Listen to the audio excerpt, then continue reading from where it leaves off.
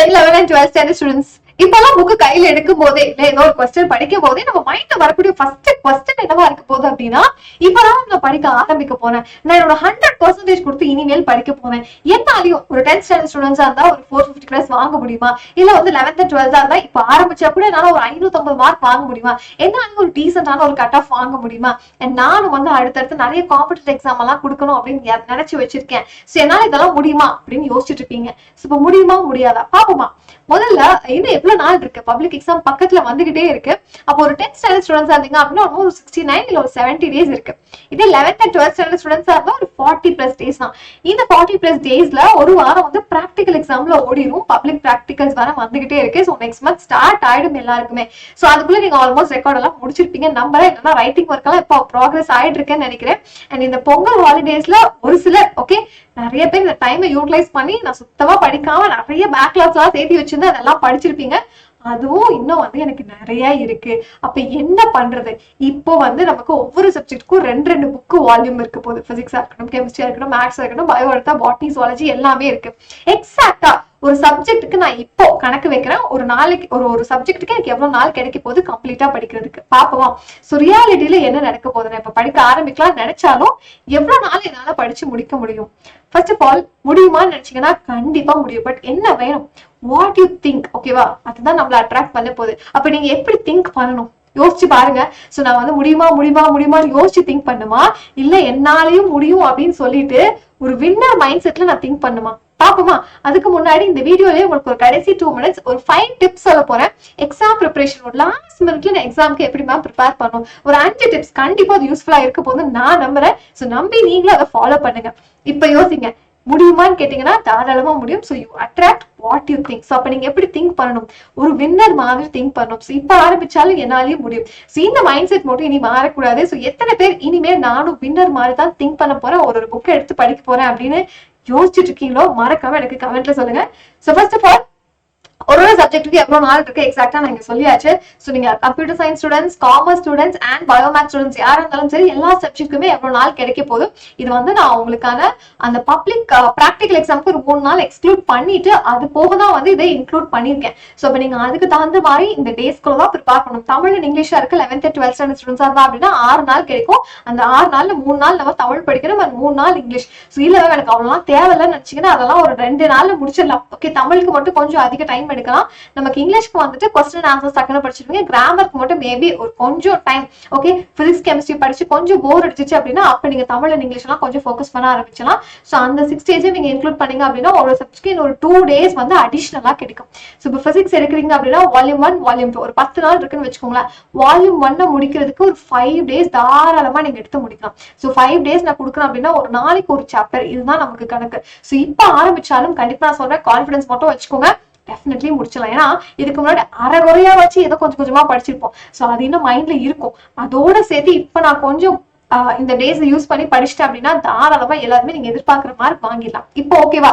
So இப்போ ஒரு 10 நாள் கிடைக்குது அப்படின்னா 5 நாள் ஒரு வால்யூம். ஸோ அந்த 5 நாள்ல ஒரு நாளைக்கு ஒரு சாப்டர் தான். ஸோ தனித்தனியா தான் கணக்கு சொல்லியிருக்கேன். ஸோ அப்ப நீங்க எப்படி படிக்கலாம் அதுக்கு தான் இந்த வாரத்தோட பிளானோட நான் வந்திருக்கேன். ஸோ டிப்ஸ் பாக்குறதுக்கு முன்னாடி இந்த பிளான் பாருங்க. சோ ஃபர்ஸ்ட் ஆஃப் ஆல் இந்த வாரத்துல 7 நாள் நீங்க 10th இருந்தாலும் சரி, 11th இருந்தாலும் சரி, 12th இருந்தாலும் சரி. சோ 10th ஸ்டாண்டர்ட் ஸ்டூடெண்ட்ஸ்க்கு நாள் அதிகமாவே இருக்கு. நம்ம என்ன பண்ணலாம், இந்த வாரத்துக்கு 2 சப்ஜெக்ட் டார்கெட் பண்ணலாம். மேத்ஸ்ல முதல் 4 சாப்டர்ஸ்ல இருக்கக்கூடிய எக்ஸாம்பிள் ப்ராப்ளம்ஸ். ஸோ டெய்லியும் ஒரு half an hour to 45 minutes எடுத்துக்கோங்க. எவ்வளவு எக்ஸாம்பிள் ப்ராப்ளம் சால்வ் பண்ண முடியுதோ அதெல்லாம் சால்வ் பண்ணுங்க இந்த வாரம் முழுக்க. அதே மாதிரிதான் சயின்ஸ்ல பயாலஜி. ஸோ பயாலஜில இருக்கக்கூடிய புக் பேக் கொஸ்டின்ஸை கம்ப்ளீட்டா ரிவிஷன் பண்ணலாம். இந்த 2 விஷயம் மட்டும் தான் இந்த வாரத்துல நம்ம ஃபோக்கஸ் பண்ண வேண்டியது. இப்போ எனக்கு தெரிஞ்ச ஐடியா கிளியர் ஆயிடுச்சுன்னு நினைக்கிறேன். இந்த 2 சப்ஜெக்ட்லையும் கண்டிப்பா இந்த வீடியோ பார்த்துட்டு எல்லாருமே சென்டம் தான் எடுக்கிறீங்க. ஓகேவா? 10th standard students. ஸோ அடுத்தது 11th and 12th ஸ்டாண்டர்ட் ஸ்டூடெண்ட்ஸ்க்கு பொறுத்தவரைக்கும் கெமிஸ்ட்ரியும் இருக்கு, அதே மாதிரி பயாலஜியும் இருக்கு. என்ன பண்ணலாம், நம்மளும் அதே மாதிரி 2 சப்ஜெக்ட் மட்டும் தான் ஃபோக்கஸ் பண்ண போறோம். பிகாஸ் நம்ம நிறைய பண்ணணும்னு நினைக்கிறோம், ஆனா முடிய மாட்டேங்குது. இதை மட்டுமே நம்ம பண்ணலாமே. இப்ப கெமிஸ்ட்ரியில நீங்க 11th ஸ்டாண்டர்ட் ஸ்டூடெண்ட்ஸ் இருந்தீங்கன்னா வால்யூம் 2ல இருக்கக்கூடிய புக் பேக், ஏன்னா அதுதான் வந்து நிறைய பேர் படிக்காமையே வச்சிருக்கீங்க. சோ அதுல இருக்கக்கூடிய புக் பேக் கொஸ்டின்ஸ் ஒரு டெய்லி ஒரு 40 மினிட்ஸ். ஓகேவா? சோ அது காலையிலயா இருக்கலாம், இல்ல வந்துட்டு ஸ்கூல் முடிஞ்சு வந்து ஈவினிங்கா இருக்கலாம், இல்ல ஸ்கூல்லயே ரிவிஷன் நடக்குது அப்படின்னா அந்த ரிவிஷன் டைம்ல ஒரு 40 மினிட்ஸ் கண்டிப்பா கெமிஸ்ட்ரிக்கு நீங்க அலோகேட் பண்ணணும் இந்த வாரத்துல.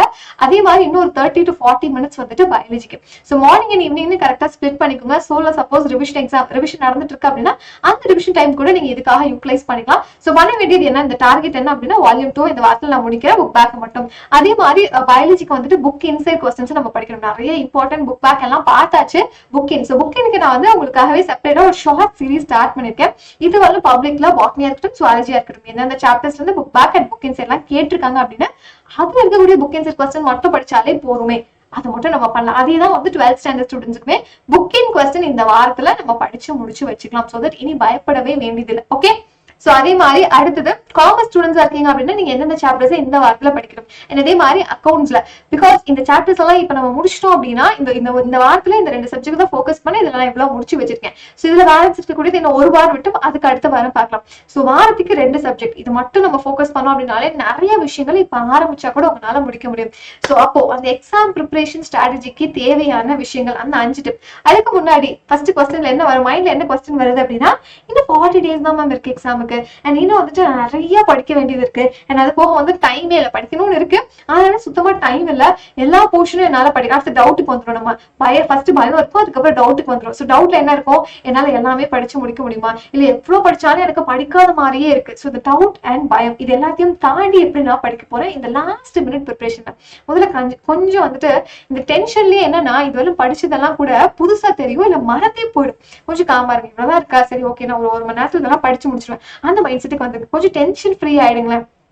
Okay. So first thing, so நாளைக்கு எக்ஸாம் இருக்கு, நான் இவ்வளவு படிச்சிருக்கேன், இதை நான் கரெக்டா எழுதிட்டு வரேன்னா அவ்வளவுதான் விஷயம். அதை ஃபர்ஸ்ட் நம்ம ஃபோக்கஸ் பண்ணணும். ஏன்னா அதுக்கப்புறம் சரி மேம் ஏகப்பட்ட விஷயங்கள் இருக்கு, எல்லாத்தையும் என்னோட டைம்குள்ள படிக்க முடியும். பட் அதுக்கு என்ன பண்ணும், இம்பார்ட்டன்ட் டாபிக்ஸ் நீங்க எல்லாரும் சொல்லக்கூடிய இம்பார்ட்டன்ட் டாபிக்ஸ்ல கொஸ்டின் எடுத்துட்டோம் அப்படின்னா அதை முடிக்கும் போது நமக்குள்ள ஒரு கான்பிடன்ஸ் வந்துடும், ஓகே நான் இதை முடிச்சிருவேன் அப்படின்னு. சோ அவ்வளவுதான். அப்ப ரெண்டு டென்ஷன் வந்து இதோடு முடிஞ்சிருச்சு. மூணாவது விஷயம் என்ன அப்படின்னு கேட்டீங்கன்னா, நான் படிச்சுட்டு இருக்கேன், நான் படிச்சுட்டு புக்கை முடி வச்சுட்டு தூங்கிடக்கூடாது. சோ படிக்கும் போது என்ன பண்ணிடணும், பக்கத்துல சின்னதான் நோட்ஸ் எடுத்துட்டே வரும். சோ எழுதும் போது நமக்கு அது அப்படியே கொஞ்சம் மனசுல பதிய ஆரம்பிச்சிடும். சோ அதுக்கப்புறம் என்ன பண்ணலாம், ஒரு 1 hour கழிச்சுட்டு இந்த 1 hour நான் என்ன படிச்சேன் அப்படிங்கிறது ஒரு 4 lines என்னால எழுதுற மாதிரி இருக்கும். சோ ஒரு பெரிய டீடைல் நான் படிச்சிருக்கேன் அப்படின்னு வச்சுக்கோங்களேன், அந்த டீடைல் முடிச்சதுக்கு அப்புறம் கடைசியா ஒரு half an hour கழிச்சு ஒரு 2 minutes என்னால எல்லா பாயிண்ட்டையும் எழுதி சொல்ற மாதிரி இருக்கணும். இதுதான் மூணாவது விஷயம், ரொம்ப ரொம்ப முக்கியமான விஷயம். அண்ட் அடுத்தது டைம் மேனேஜ்மெண்ட். இது எக்ஸாம் டைம் மேனேஜ்மெண்ட் கிடையாது. இங்க என்ன பண்ணணும் அப்படின்னா படிக்கிறதுக்கு ஒரு கொஸ்டின் எனக்கு தெரியல இல்ல புரியல, அதுலயே ஸ்டக் ஆகி 1 மணி நேரமா அந்த ஒரு 10 லைனையே திரும்ப திரும்ப திரும்ப திரும்ப திரும்ப படிச்சு இருக்கிற டைம் எல்லாம் வேஸ்ட் பண்ணிருக்கோம். அதை இனிமேல் பண்ணக்கூடாது. ஏன்னா பப்ளிக் எக்ஸாம் கிட்ட வர படிச்சதே திரும்ப படிச்சு டைம் வேஸ்ட் பண்றதுக்கு எனக்கு டைம் கிடையாது. அப்ப இந்த டைம் மேனேஜ்மெண்ட் எதுக்கு, இப்ப நான் சொன்ன மாதிரி இந்த வாரத்துல 2 சப்ஜெக்ட் மட்டும் தான், அது போக உங்களுக்கு இடையில எக்ஸாம்ஸ் எல்லாம் வரும். சோ அதையும் நம்ம சேர்த்து ஃபோக்கஸ் பண்ணணும். சோ இதை தாண்டி தான் நம்ம இந்த பிளான் கொடுத்துருக்கோம். அந்த டைமை கரெக்டா மேனேஜ் பண்ணும். இந்த வாரம் ஓகே மேம் நான் வந்துட்டு இந்த 1 hour இதை படிக்க போறேன்னா இந்த 1 hour இது மட்டும் தான் படிக்கணும், நான் இன்னைக்கு வந்து எனக்கு போர் அடிக்குது அதனால நான் கொஞ்சம் மேத்ஸ் சால்வ் பண்றேன். நோ, இந்த வாரத்துல படிக்க வேண்டிய 2 சப்ஜெக்ட்ஸ் இதுதான் டைம் மேனேஜ்மெண்ட். இதை மட்டும் நீங்க ஃபோக்கஸ் பண்ணுங்க. அடுத்தது ஆக்டிவிட்டி. சோ படிக்கும் போது ஐயோ இது படிக்கிறோம் அப்படின்னு நினைச்சோம்னா ஒரு 5 நிமிஷத்துல நம்மளே தூங்கிடுவோம். அதை பண்ணாதீங்க. கொஞ்சம் ஆக்டிவா கொஞ்சம் பிரிஸ்கா, ஓகே இவ்வளவு தானா நான் படிச்சிருவேன், இதெல்லாம் படிக்கிறாங்க நானும் வந்து ஜாலியா படிக்கிறேன்னு கொஞ்சம் ஹாப்பியா சிரிச்சுட்டே படிச்சு பாருங்க.